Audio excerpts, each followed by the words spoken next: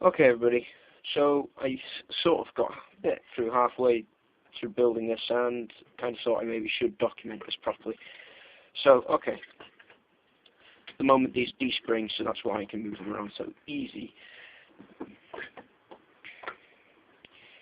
Right, so that's how the rat trap was when it was unmodified, is the locking pin was in the front of it. I took about 1.5 inches, something like that. You'll have to work this out when you get one because it's different for every size. I've done that. Same on both of them. I've basically taken it to the spring. That's the easy way to mark it out. So the first part of the spring, put it straight, and then I have a little brass eyelet here. And that's just in front of the main spring of the trigger side of it. Sorry, the locking side of it. And this is the trigger side of it. There'll be another eyelet going here, a string going through this hole here, out to the back of the eyelet. So when the eyelet has a pull on it from the front, it pulls it down, triggering it. The important thing about this is that this arm goes down first. This arm goes down second. So that it could be the other way around. I'll show you better when it actually gets around to it. This firing pin then goes over the top of them both and then to the bait plate, which becomes the trigger mechanism. I haven't devised a safety for this yet. I think it's going to be a wedge just holding it up to make sure and guarantee it won't go off. But that's the safety anyway. And what I'm cutting right now is the base plate for the whole thing. So these two will be attached onto this piece of wood here. This is the first part of it. I'll drop back in when I have the second part of it done. Okay, everybody, bringing you up to speed here with what I've done so far. Nothing's changed since the first segment. It's all been put together now. And it is this one first, by the way, because this one comes over the top of it, and then all the force is right at the base there. Okay, there. That's the bait plate. I have yet to put the eyelet in. Both of these traps are attached with 4 screws, making it fairly sturdy. What I've used underneath it is a half inch by 3 inch, and these are rat shafts themselves. This is what I mean by de-springing it. That bit there can be picked up and taken off of the bait arm. Oh, sorry, the swing arm. So this doesn't open all the way, by the way. When you trigger in actual, in actual game stuff, when you trigger these, they stop about that far apart. They don't actually piss off and annihilate the rest of the bodywork or the trigger. Right, I'll come back to you in a bit when I've hopefully finished. I have yet to put the eyelet there. But what I meant earlier is to make it more clear. The string comes around that little bait pin and goes through the hole to the back of it, so that when you do get string pull from the front coming forward, it pulls it down, and that will trigger it. I'll come back to you in a few minutes. Bye. Excuse me a minute, guys. Right, okay. So, what I'm going to do is show you exactly how this works. I'm going to do it on half a load right now because I don't have a sling, and the way the trigger I got set up, it'll break it, basically, because this arm meets it. But I'll set it on half a load with this under pressure, and I'll show you how my little trigger plate works. Okay, 2 seconds. Right then, okay, I'm back, and this is it armed. So, I do actually need to keep an eye on what I'm doing here, so be aware. This has no spring tension on it right now, but it will have twice as much spring pressure when this is actually armed. Which in the case of it, when it is armed, this will be the first spring to go down. So, this will be the first spring to go down. So, that's my plate. If you press it, it'll go off and break your finger, which is why I have a string tied to it, and it threw a little eyelet here that I can pull to set it off. The eyelet just converts the straight pressure to the backward and down motion that you need to trigger. Ta-da! Fired. That's all you need to do. I'm about to make a sling for it. The sling is really simple in design. It only needs to be, 3/3 of the pouch you're going to make for the pouch itself. I'm just going to de-spring this so it's safe again. Hang on. it's not an easy feat to de-spring this constantly. It does require pliers. I didn't wreck that. Plate's fine. It did actually take out my trigger spring completely. It's either pulled the knot out or it snapped it. Anyway, tie new string on the plate and it's ready to go again. It actually bent the pin on the plate as well. Rather. Okay, so I'm going to get ready now. See about making a sling. Right, guys. Okie dokie. We're done. Right, the case of my trap, I had 6 centimetre grooves where these crossed over, and that meant I needed to do 18 centimetres plus 2 centimetres to give it a little bit of slack when you do all this. So, it all works. I just tested it now, and it's pretty horrific. Not BBs with some screws. It was a bit dangerous. Like, I went outside and fired it. It was quite loud. So, I'm just going to quickly rearm this, and then show you how it looks when it's armed. Then go outside and give you a sound demo of how it sounds. It's actually fairly scary. I can't imagine what this is like in a bunker when you fired 100 BBs at some poor git. But it's incredibly nice. Blue. I might need to cut, when it's folded I'll put some black tape over it to hide it. But when it's gone off it's blue. So somebody knows what's happened to them. It's not exactly the most easy to see thing because all of our forts are pallet forts. And I intend to make a dirt spike for it as well. So in a moment I have this fully operational and ready to fire. Okay guys, this is it armed, and this is what I meant by you need 1/3 for the patch and another 2/3 to make the actual sling. The sling folds over itself basically 3 times. The pouch is right at the bottom, and then 2 arms got their own part of it. That's the trigger mechanism when it's armed, and there's the eyelet. Okay? This whole thing is pretty dangerous. I'm going to put it in this vise for now, for demonstration purposes. There are some screws in there. I can't really stand in here and set it off because it's quite random about its direction of travel. It is mostly in that direction, but yeah, it'll hurt if it hits me because it's got some screws in it. I couldn't find any here, so hang on for 2 minutes, lads. I just put it there, and gels. Put it there. Put this in the vise. Nice and secure. Right then. Yes, that's how it'd be facing when you actually use this device. I'm going to say it's got more threatening looks about it than anything. I'm going to just leave the room. That's the line I'm using to trigger it. Just come out behind here, very little force. That's what it looks like when it's opened and it's fired. I think it fires in a general, more that way direction. That doesn't matter because it's where you're getting triggered from. There isn't really a safe way to transport this, unfortunately. I would like there to be an easy way to de-spring, but there isn't. I'm going to have to carry pliers on me when I want to transport this. Not a big deal because, well, doing quite well so far. I'm not seeing any pulling out of anything. I can't tell really.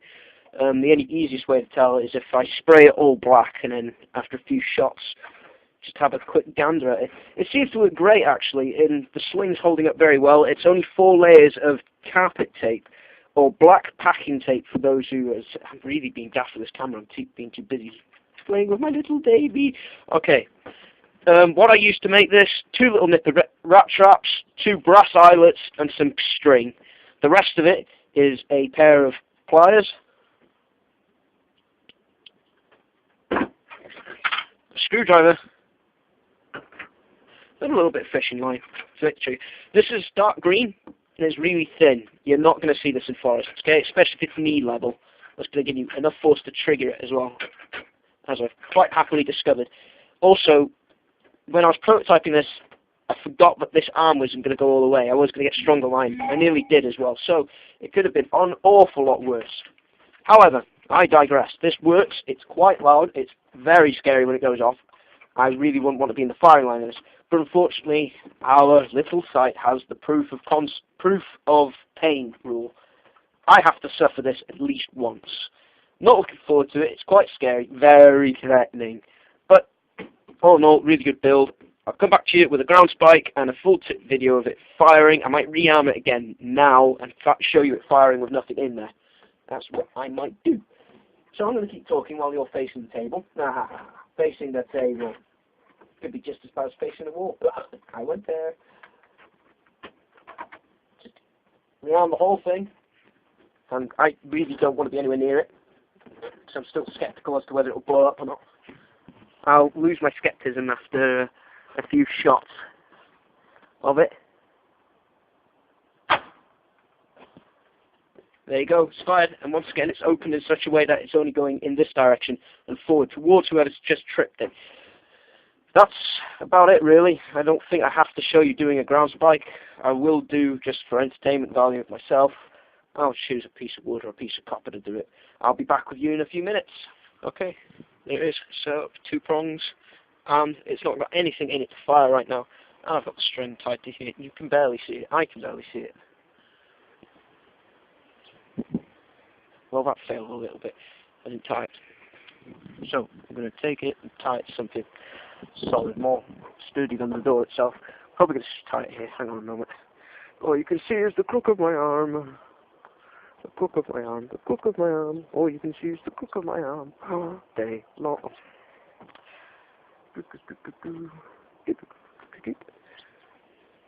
There you go.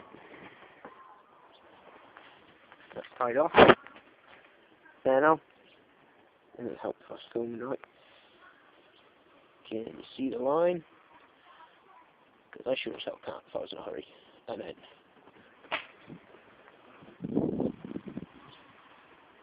you can see, if it wobbles that much, it can still fire alright. Makes a very successful trap tied to the door. When they open the door, it triggers it. So they're going to have a fairly bad day if you're on the field, or if I'm on the field. I'm going to make a ground spike for it. This is the end of the entire tutorial.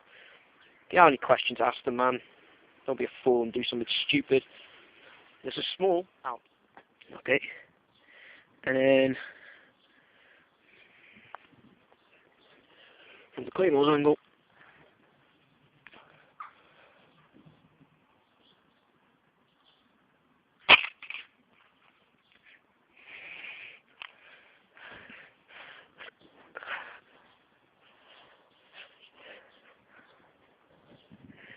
yeah, they're all hitting the majority of here, really.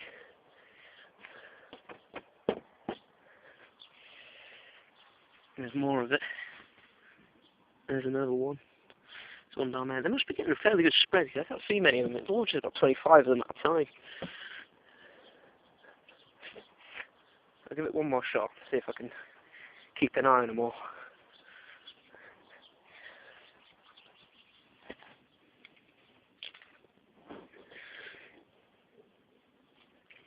By the way, when you get well practiced with this, it doesn't take long to rearm. Roughly 25 PBs each shot as well. My little protector's case, aptly named, will provide about 10 or 20 shots with how much it can hold. Hang on, the right way. There is in fact a wrong and a right way to do this, so I've just put it down the wrong way. That's the right way.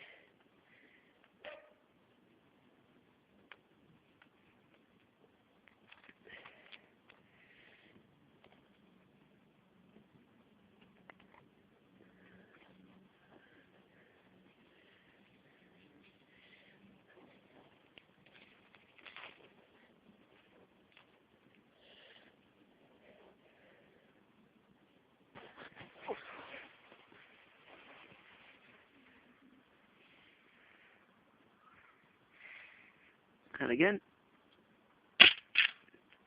Okay, that's quite a good spread actually. I watched it that time. It was across the whole shed, and I got halfway across again of the whole shed again. So there's my small video of firing. I've used all my cheap pellets. I'm not going to use any nice ones now. I hope you enjoyed 2 minutes 30 of me shooting it. So, yeah, ta-ra.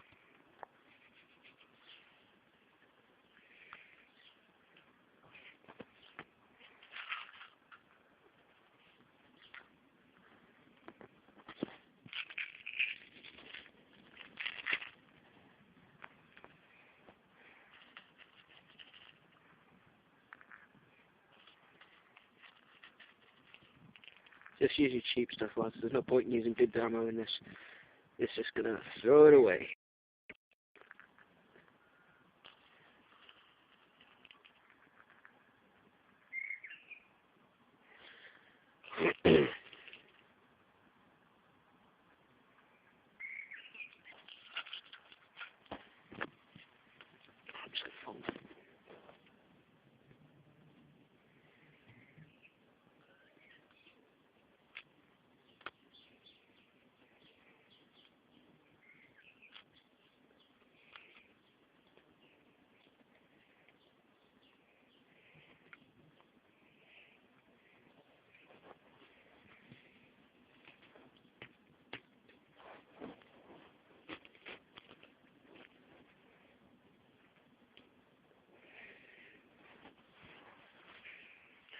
There you go, that's almost ready to go. Next thing to do is set up the chip wire.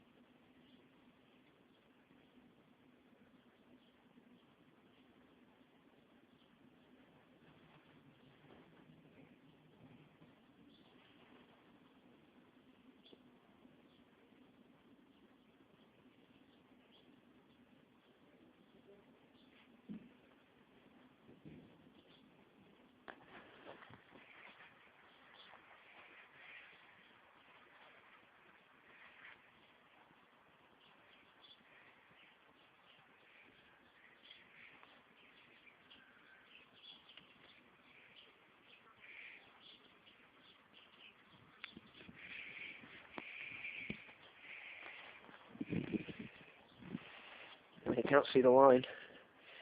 There it is, and I'm going to trigger it. This might suck a bit.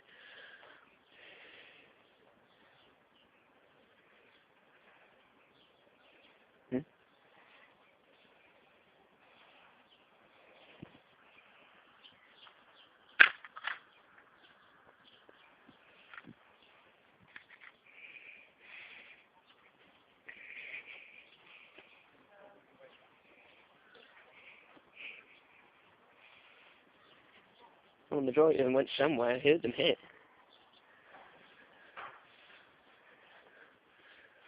There you go. I found one. I know about 3 hit me. There's another.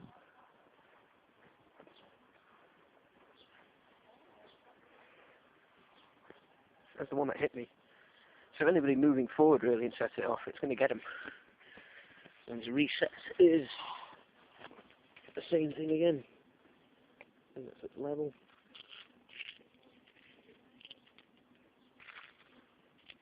Pour a load of BBs in.